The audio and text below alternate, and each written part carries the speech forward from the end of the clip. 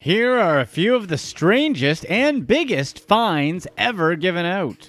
Number 11. Racing through Scotland. British businessman Ronald Kloss probably slept through driver's ed. In May of 2004, Kloss was clocked by a speed camera going 156 miles per hour down the Scotland roadway. As if excessive speeding wasn't enough, he was also caught on video accelerating to these absurd speeds while talking on the phone. Luckily for Kloss, he didn't go broke even after the egregious infraction was brought to court. He was initially absolved of all charges due to a clerical error. Kloss was caught speeding on camera, not by police. However, police couldn't make out his face in the footage, so when Kloss denied he was the one driving the car, the cops' hands were tied. He knew he'd face a penalty for not telling police who was at the wheel, but the £500 fine was far less than a speeding ticket would have been. Kloss caught another lucky break when the prosecution failed to give him the papers he needed for court. After the Crown challenged that outcome, his case was sent back to court, and Kloss was ordered to pay a fine of just £3,000. A lot of money, sure, but he's just lucky he wasn't in Switzerland. Apparently, Kloss spends his free time as an amateur race car driver. It appears he forgot the difference between the track and the highway. Number 10. JP Morgan. JP Morgan Chase was hit with the single biggest fine in American history back in 2013. The penalty was connected to the bank's supposedly illegal sale of mortgage securities during the financial crisis of 2008. After a criminal investigation was launched into the financial firm, JP Morgan had to write a check to the Justice Department and the Securities Exchange Commission for a mind-boggling $13 billion. That's enough to make it the largest settlement agreement of all time. The record-setting fine aimed to hold the banking company accountable for its illicit actions. It didn't work. JP Morgan, Wells Fargo, and Bank of America were fined a collective $9.3 billion in 2013 after they were accused of illegal foreclosure actions against homeowners. So in 2008, they dished out a bunch of illegal mortgages and then tried to foreclose on those homes in 2013. The money went to provide loans and cash assistance for the homeowners targeted by the banks. Thankfully, the little guys came out on top in this one. Number 9. Serena Williams. At the 2009 U.S. Open, the pressure boiled over for tennis superstar Serena Williams. It was the semifinal match, and Williams was in a close contest with Kim Clijsters. During a critical moment, the line judge faulted Williams for having her foot on the line during a serve. If you watch the footage, Serena may have been over the line by a toenail. Williams did not agree with the call. She went ballistic on the lineswoman and was penalized a point for the outburst. That proved to be the difference in the match. Williams ultimately fell to Clijsters, who moved on to the championship round. Williams' trouble was not over. Following her highly publicized verbal assault of the U.S. Open lineswoman, she was fined $82,000, the most ever for a tennis player at the time. That was the third time Williams had been fined for her on-court conduct. She's also the most successful women's tennis player of all time and has plenty of endorsements to help pad her bank account, so we doubt she's losing sleep over any of those fines. Number 8. Brian Urlacher. Brian Urlacher got a chunk bitten out of his paycheck back in 2007. Urlacher's Chicago Bears were getting ready to play in Super Bowl 41 against the Indianapolis Colts. During a press conference on Media Day, Urlacher sported a baseball cap with the Vitamin Water logo and sipped from a vitamin water bottle on camera. So he likes vitamin water. What's wrong with that? Well, the official sports drink of the NFL is Gatorade, and the league did not appreciate Urlacher's very public disdain of their precious sponsor. He was fined $100,000 for advertising an undesignated product at a league event. Luckily for Urlacher, Vitamin Water offered to pay the bill, thankful for his loyalty to their brand. Urlacher declined, but the company did donate $100,000 to the United Way charity in a show of support. A happy ending to an otherwise bizarre story of corporate micromanagement. Number 7. Red Sox.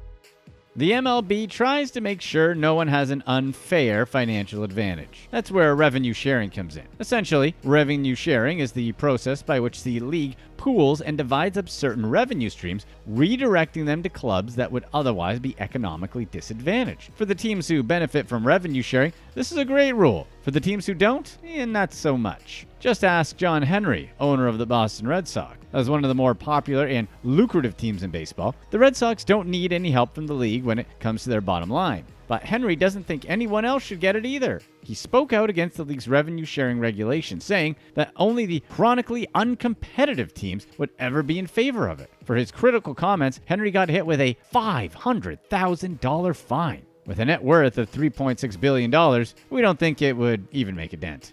Number 6. Robbie Savage.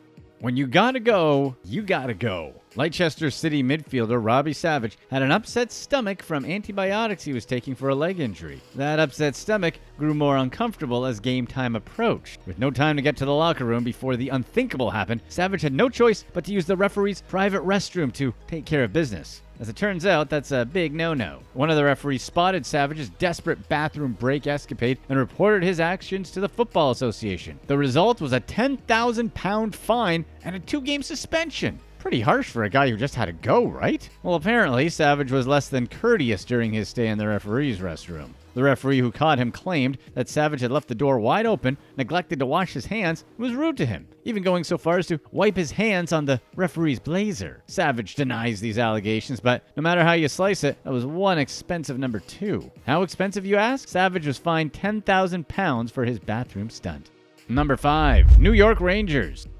Hockey fights are simply a part of the game. If you don't agree, the NHL will fine you, just like they did to the New York Rangers in the 2021 season. The Rangers were upset because they felt the league did not adequately protect one of their players who had been punched in the back of the head by an opposing player named Tom Wilson. Wilson also threw another helmetless Ranger to the ground during the same game. Wilson got a $5,000 fine from the NHL office, but that was it. The Rangers released a statement that condemned the league's inaction, calling out the NHL's head of player safety, George Parros, by name. Speaking up for the safety of players is a good thing, right? Wrong. The Rangers were fined $250,000 for their critical remarks, bringing into question whether the NHL truly cares about player safety or whether they prefer the gloves come off. Fights generate views. Views generate money. In the end, that might be all that really matters to them.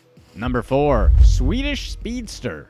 This 37-year-old Swedish speedster was going so fast that speed cameras could not pick him up. Back in 2010, an unnamed driver of a brand new Mercedes blazed through the streets of Switzerland, speeding down the motorway at unheard of velocities. He was going so fast that he avoided detection from multiple speed cameras. How? Because they weren't programmed to detect such high speeds. In the end, he was caught going 2.5 times the speed limit at 180 miles per hour. Swiss police gathered he was taking his new car home for a dealership in Germany. Why he was driving it like he stole it is still unknown at this point. Perhaps he still thought he was on the Autobahn. Whatever the reason, it resulted in one of the heftiest fines anyone has ever gotten. The driver escaped the jail sentence, but was ordered to pay a whopping 650,000 euros, which comes out to close to $1 million, the largest speeding ticket in history. Police impounded his shiny new supercar, and the speedster had his driver's license revoked. Does anybody know the Swedish term for leadfoot? Number 3. Swiss Speedster.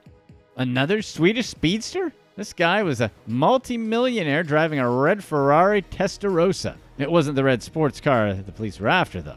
It was the driver going 85 miles per hour through a small alpine village. The posted speed limit on the road he was coasting down was 35 miles per hour. When he was finally stopped, police slapped him with a $290,000 speeding ticket. You may be wondering why his fine was so high. He wasn't going that fast, right?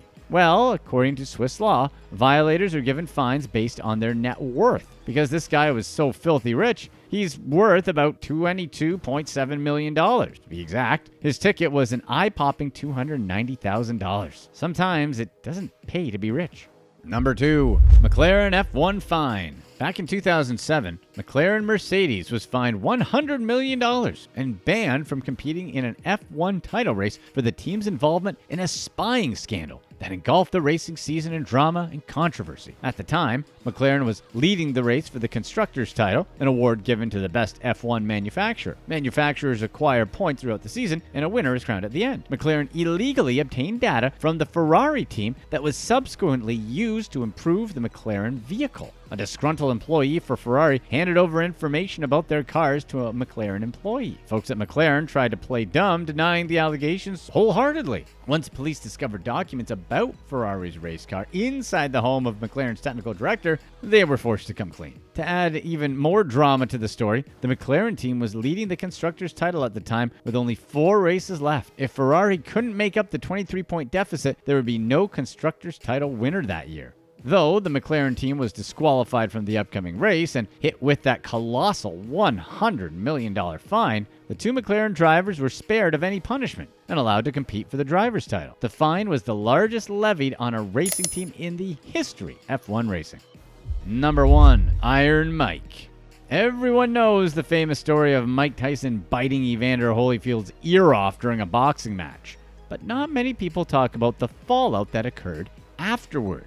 Biting off ears is an expensive pastime. Tyson was uppercut with a $3 million fine for chomping on Holyfield's ear, and this was after he was disqualified from the fight.